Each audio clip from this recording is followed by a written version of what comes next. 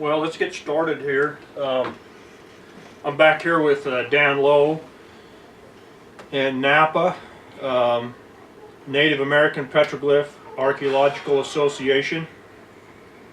And the basic focus of Napa are three main topics. And I'm just going to go over them briefly. It's the first most important topic is the petroglyph studies of unique sites, map sites, the petroglyphs as a language, and the photo and digital documentation and site preservation of these petroglyphs.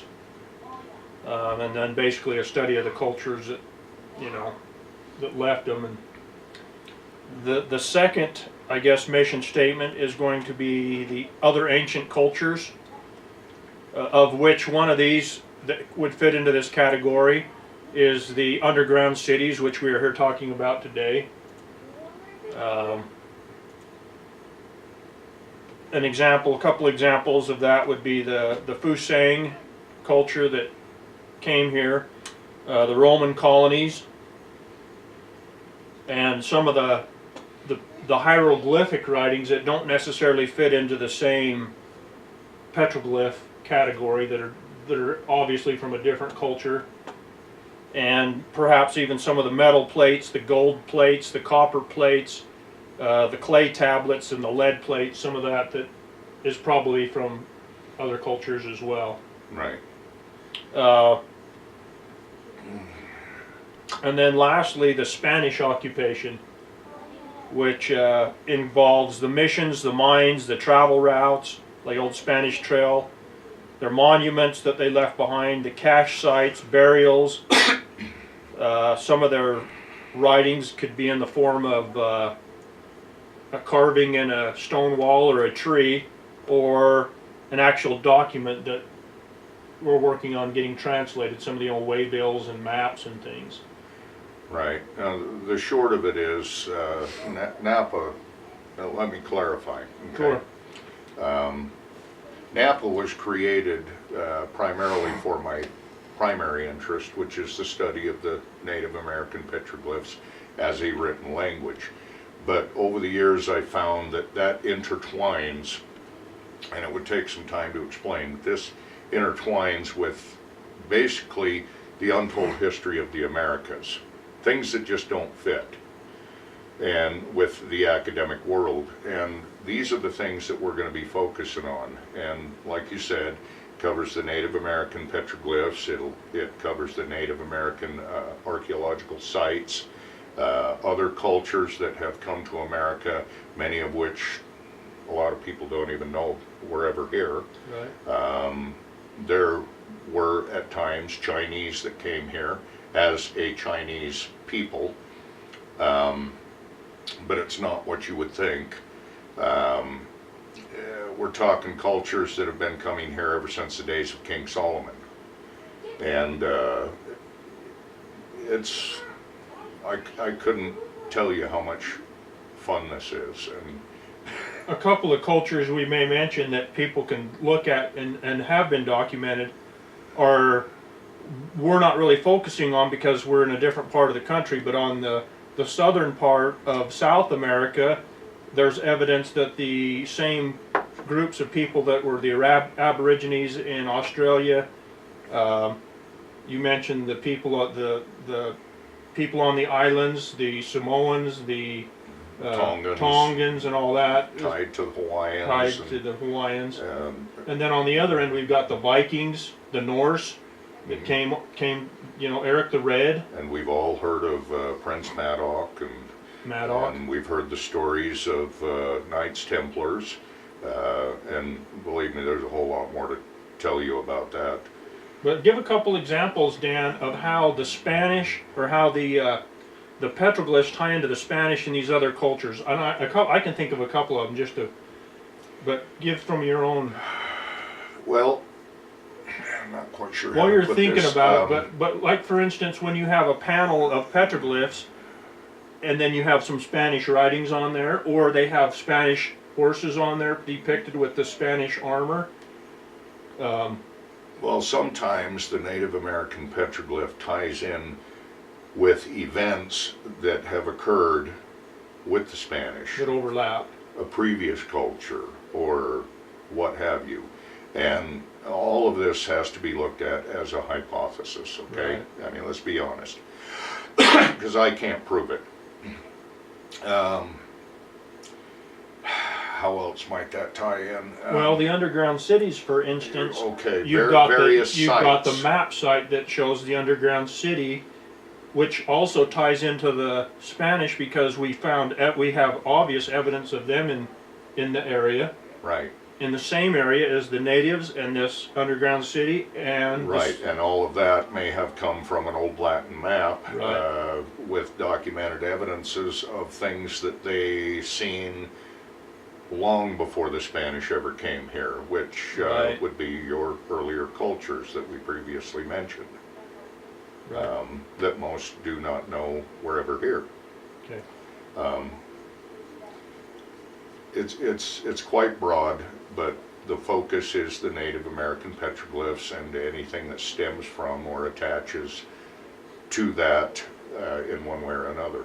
We've been talking a lot about the underground cities, and we've got off on a few tangents because there's so many things that tie back into this. But we're going to continue this series. We're going to bring in some other things and then branch out and show how, in reality, all history does tie back together. This Napa research group that we're putting together, and Dan's been working on for years, is going to, we're raising funds for projects, for research, for preservation, for photographic documentation, for video documentation, to bring public awareness to this subject so that it's like Dan mentioned on that map rock, all the research that you did and put together and recreating photographically first and then digitally later has given more and more projects and evidence to the underground city, not only underground city, but a lot of your other research, the key glyphs, other petroglyph sites. And so we'd encourage you to donate to Napa, to this preservation group, and also you can purchase Dan's books that he's written, The Treasures of Utah. What are some of the other things that you have that people can purchase and do some of their own research? Well, there's the 3 books that were written for research purposes. I never really had an intention of Right. putting them out there for the general public, but I don't mind that. And so there's those 3 books. They're only available at this time in PDF format. There has been a printing, but we will have another printing eventually. There's also the 2,600 PDF books and articles that I've made available to a serious researcher, people who like to read.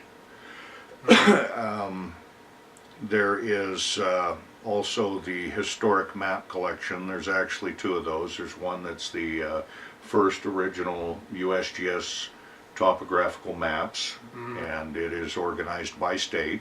And a lot of information on those maps that you don't find or has been taken off these newer maps. Yes, it's important to know that these did not come from the USGS download website, where honestly you can get any one of these maps if you've got the time and patience to find them. Go for it. These have already been downloaded and they're already in folders and ready to go. Same thing with the PDF books. These books are readily available on the internet, and if you know where to find them, you can go download them absolutely for free. You are not paying for these collections per se. You're paying for the time and the effort in which I've taken all these years to collect them. 40 years of research and organization.